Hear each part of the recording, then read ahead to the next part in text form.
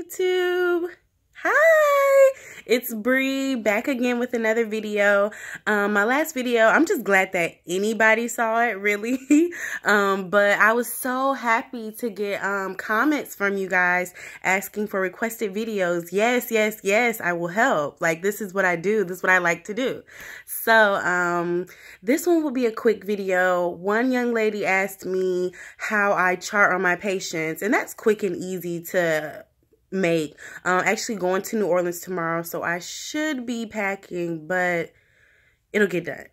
So anyways, I'm gonna jump right into it. I'm going to drop these below. These are my flow sheets that I use to chart on each patient, and I wish I had a scanner. My sister actually broke it, so I took a picture of it, but I'm really gonna try to scan it because it's just a better layout, so anybody who wants to can just print it off without having to crop and zoom and all that. But I'm gonna get better at these videos, I promise.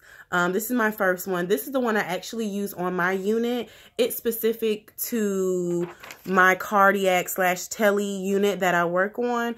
And what you'll find when you get your brain or pick your brain, which is what we call our flow sheets, that it really should be made specific to your unit and what they really push and what you yourself like to look for or know about your patient. So I added this one, which is actually a better one. I got this from a fellow nurse when I was on my residency. And this one is just more simple to the everyday typical patient versus a telemetry for when where they're on heart monitors and you're monitoring their vitals and strips and all that. So before I share these and get into that, I'm just going to talk about my typical flow of how I approach my shift. So me, I have done day and night shift, and now I'm so excited. I'm currently, I forgot what I was trying to say, but I'm now currently just on night shift.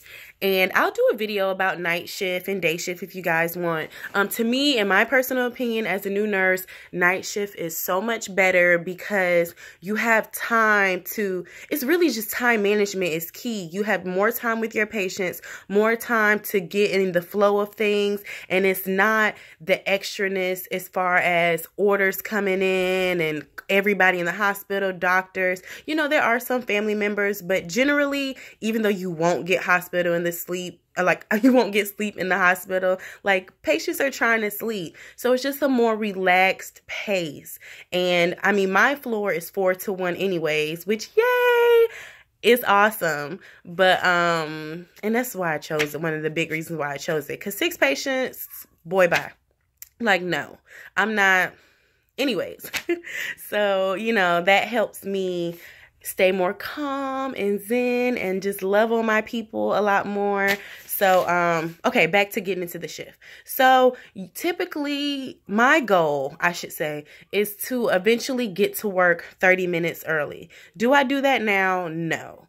It helps because with me being on night shift, I have time and I have a preceptor. So, you know, we're working together. It's not all on me. But when I get out on my own, I do want to come 30 minutes early so that you can set up as far as open each patient's chart, look at their background, and I'm going to write a list of steps that you really should focus on when getting report, because that is the key to having a smooth shift. Like, a lot of people think like, oh, you know, report, like, let's make it a little 2-minute report and switch off.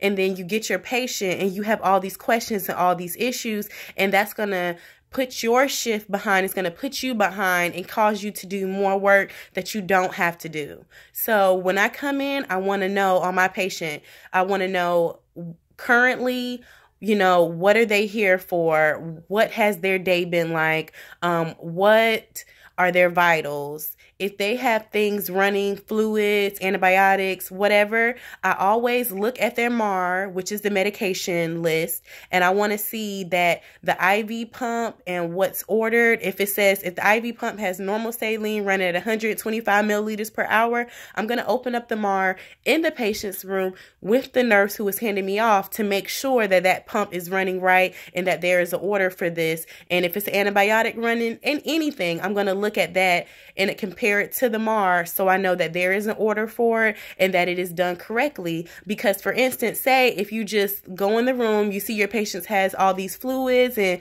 medicines working, and then your nurse leaves and you look back at your MAR and it's like, okay, you don't see that medication listed. Now you have to deal with finding out, okay, was it discontinued? Is this a new order? Is it mistakenly run? You know what I'm saying? And you have to do all these things that really your nurse who's handing you your new patient should have done or should correct. You know, we all make mistakes. No one's perfect, but don't, you know, we're there 12 hours. Don't do more than you have to. You know what I mean? Like point blank. So like I said, when I'm getting there, I'm looking at things I want to ask my nurse as far as new orders on the patient. I'll just say top 3. You need to look at the orders for the patient. You need to look at skin. And you need to look at medications. And past history is important, but, you know what I'm saying, we don't have time for all that to really dig deep. So I would say look at vitals, look at medications, look at orders, and look at skin. So you already know those things when you're walking into the room, or if you have a question about anything, you can ask your nurse right then and there. After that, I'll just go ahead and mention now my flow sheets that I use, and then I'll quickly say how my day goes, because I do want to keep this video under 10 minutes. You guys don't want to watch me. So, look down. Let me switch my camera around because I don't know how to do this. Okay, I guess I can't switch it around. So, follow with me. This is the cardiac one that I use for my home unit.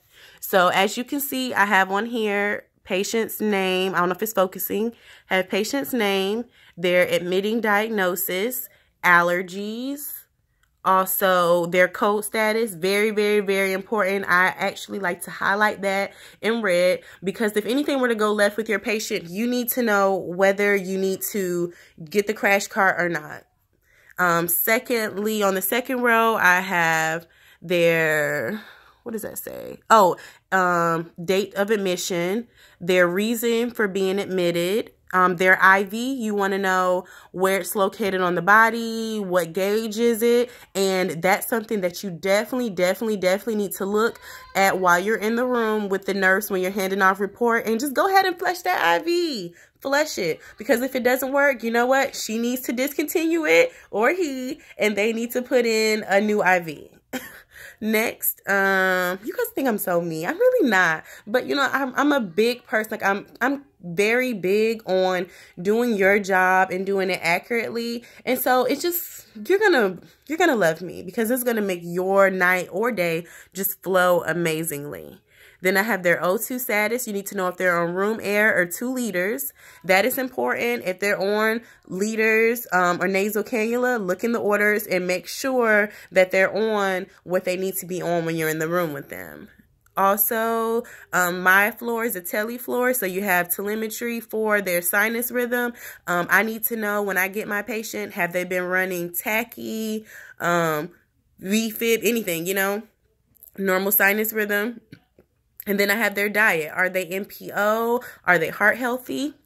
And then we're moving on to notes that I take throughout the night. This is notes that I will be giving to, I actually just give this whole sheet. I cut them off. It's the same at the top and bottom for 2 patients. And I give it to the nurse that's coming on, so it's easier for them to see like anything important that happened with them. Say I had a patient who had a rough night, their heart rate was going out of whack, or maybe they had disrupted bowel movements, anything. My unit, we have to do 2 assessments. So I have assessment 1, assessment 2, and I'll circle them as I complete them to keep up with my charting. I have IPOC, which stands for care plan. So we have to chart on that. I'll circle that when that's complete. And then I have, I can't read upside down. Oh, education. We have to complete education on each patient. And then I have last bowel movement. That's very, very, very important. Because you need to know, it's just like an advocation. It's just like advocating for your patient. If they aren't having bowel movements, you know, maybe you need to figure out why that is. And then also, you know, order them some Colace or put in an order for your patient. I have the meds underneath that they're on. And right there, you see it says 7, 8, 9, 10, 11, your whole 12 hours. And that's just well, you can do one of two things.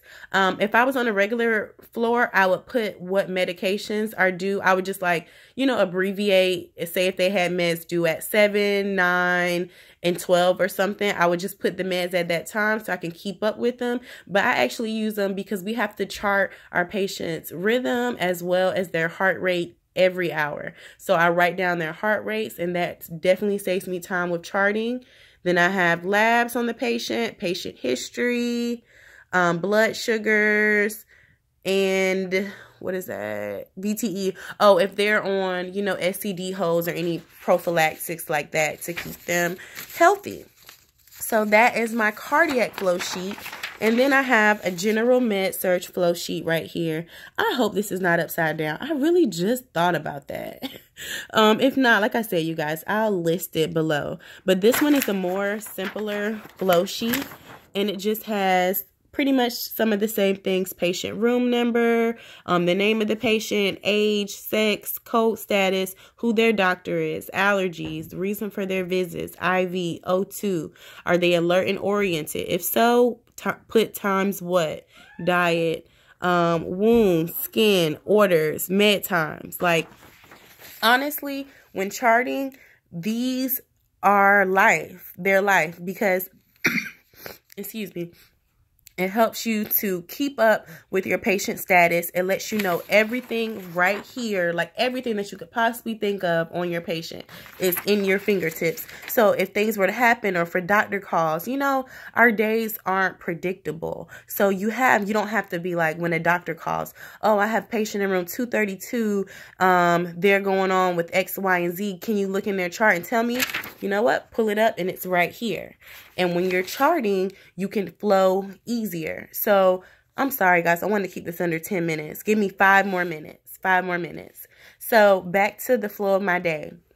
When I go in the room and I'm changing off with the nurse, once I've exchanged, gotten report and handed off my patient, I like to go ahead and listen to the patient, listen to their heart sounds, front and back, lung sounds, go ahead and assess their skin and flush their IV. While you're introducing yourself to your patient, that's you assessing their mental status right there, their neurological. So always pull up your patient's chart while you're in the room. You're going to have that pulled up anyways, because remember, you're going to look at their MAR, look at their medications. So whatever they have already hanging, you're going to be making sure that that's correct.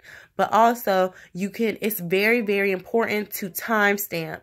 Like, we all can't chart in real time, but I promise you that will save you so much time practicing, time stamping. So while I'm in that room, I'm going to go ahead and chart neurological, and then I'm going to chart any abnormalities that I can. So say if I get in the room, I go in the patient room, I get a quick handoff. I'm not going to say quick. I'm going to say thorough, like 5-minute handoff from my nurse, and then I'm going to talk to my patient, introduce myself. While I'm doing that, I'm going to flush their IV to make sure it's patent, and then once I have done that, their chart is already up, so I'm going to chart their neurological status, which time stamps the time that I did my assessment, even though I'm going to go back and do a more thorough assessment. This is just to get some of your charting done as you're getting along in the shift, you know what I mean?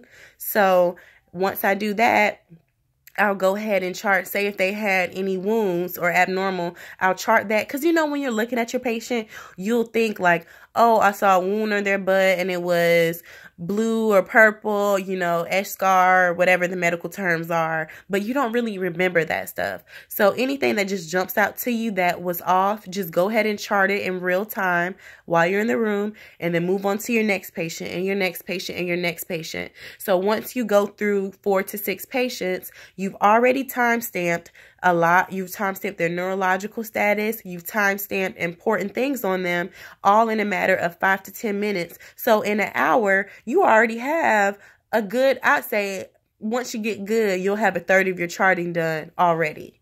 So, then once I do that, I'll sit down at my desk. I'll look at, what meds are due now. If I have meds due, I'll go ahead and pull those. And I'm going back in the patient's room. And when I'm going back to give them their meds, I'm going to also chart in the room anything else that I need to update that I can do. I'm not going to do a full charting on my patient in the room because that does take time.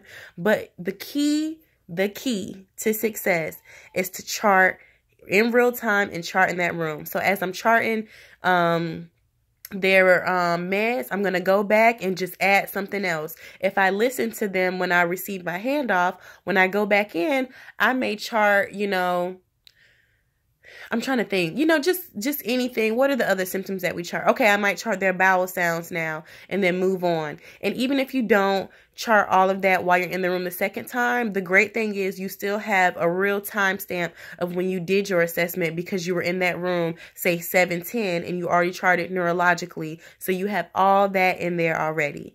And one more thing I want to say is it's very important. You know how we have to chart patient activity. So while I'm in the room, when I'm getting my first handoff, anytime I'm in the room, I actually chart patient activity. I chart that I, you know, viewed the patient, they're resting, they're sleeping, whatever they're doing. So at the end of the night, even though we're going in and we're checking in our patient's room throughout the night, you know what I'm saying? We're not always charting an accurate time. So that way you can just get, like, it just saves time. I promise you. I want you to do it, and I want you to comment and tell me how it goes. And also tell me how I'm doing. If I missed out anything, I hope this was helpful. I don't really want to go into I could talk forever, but no one wants to watch a 30-minute video. So thank you for watching, and I'm going to do more videos. My goal is to do a video a week, maybe like every Sunday at least. And my next video will be on the job interviews, how that went for me, going on them, and tips and all that. So thanks for watching. Bye.